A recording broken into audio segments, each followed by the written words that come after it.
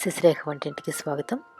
ఈరోజు మనం గుమ్మడికాయ కూరని నువ్వు పప్పుతో ఎలా తయారు చేయాలో చూద్దాం.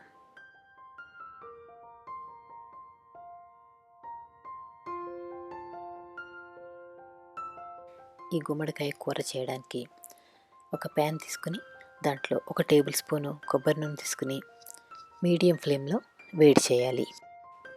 గుమ్మడికాయని శుభ్రంగా కడిగి తొక్క తీయకుండానే ముక్కల్ని కట్ చేసి పెట్టుకున్నాను. మీరు శుభ్రంగా తొక్క కడిగారంటే తొక్క తీయవలసిన అవసరం లేదు. తొక్కలో పీచు పదార్థం బాగా ఉంటుంది కాబట్టి అది వాడుకుంటే మంచిది. ఈ నూనె వేడెక్కాక నూనెలో 1 టీ స్పూను శనగపప్పు, 1 టీ స్పూన్ మినపప్పు, 1 టీ స్పూన్ ఆవాలు, అలాగే 1 టీ స్పూన్ జీలకర్ర ఇవన్నీ గరిటెతో కలుపుతూ చక్కగా వేయించండి. ఆవాలు చిట్టుపట్లాడాక 4-5 పచ్చిమిరపకాయలని నిలువుగా సన్నగా తరిగి వాటిని కూడా వేసి వేయించాలి. 2-3 ఎండు మిరపకాయలని కూడా ముక్కలుగా గిల్లి అవి కూడా వేసి కలపండి. ఆ తర్వాత కొద్దిగా ఇంగువ, కరివేపాకు కూడా వేసి కలిపేయండి.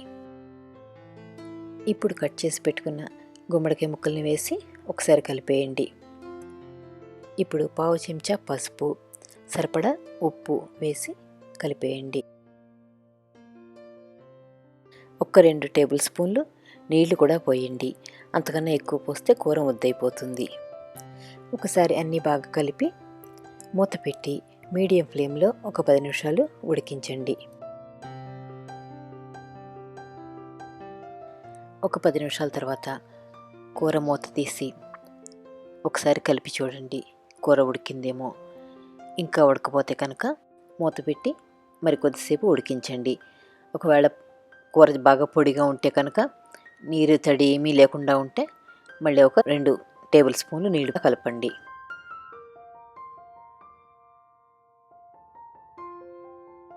మళ్ళీ కొద్దిసేపటి తర్వాత కూర మూత తీసి ఒకసారి మళ్ళీ కలిగిపెట్టండి. ఈ పాటికి కూర అంతా ఉడికే ఉంటుంది. ఇప్పుడు మనం నువ్వుపప్పు పొడిని చల్లుకోవాలన్నమాట. 2 టేబుల్ స్పూన్లు నువ్వుపప్పు తీసుకుని పొడిగా వేయించి మెత్తగా పొడి కొట్టుకున్నాం అన్నమాట. ఇప్పుడు ఈ నువ్వుల పొడిని కూర మీద చల్లేసి ఒకసారి బాగా కలిపేయాలి. కలిపేటప్పుడు కొంచెం కేర్ఫుల్గా ఉండాలి. అంచుల నుంచి లోపలికి తోస్తూ మెల్లిగా కదిపారంటే కూర ముద్దైపోకుండా ఉంటుంది. ఈ కూర కొద్దిగా ముద్దగానే ఉంటుంది. అలా అని మరీ ముద్ద అయిపోతే బాగుండదు టేస్ట్. సన్నగా తరిగిన కొత్తిమీరని పైన వేసేసి ఒక్కసారి కలిపేశారంటే కూర అయిపోతుంది.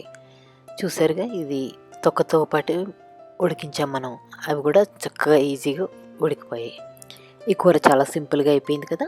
మీరు కూడా ఒకసారి ట్రై చేసి చూడండి. చాలా బాగుంటుంది. ఆరోగ్యానికి చాలా మంచిది. పంకిన్ మంచిది. దాంతోపాటు ఉన్న నువ్వుపప్పు పొడి కూడా చాలా మంచిది.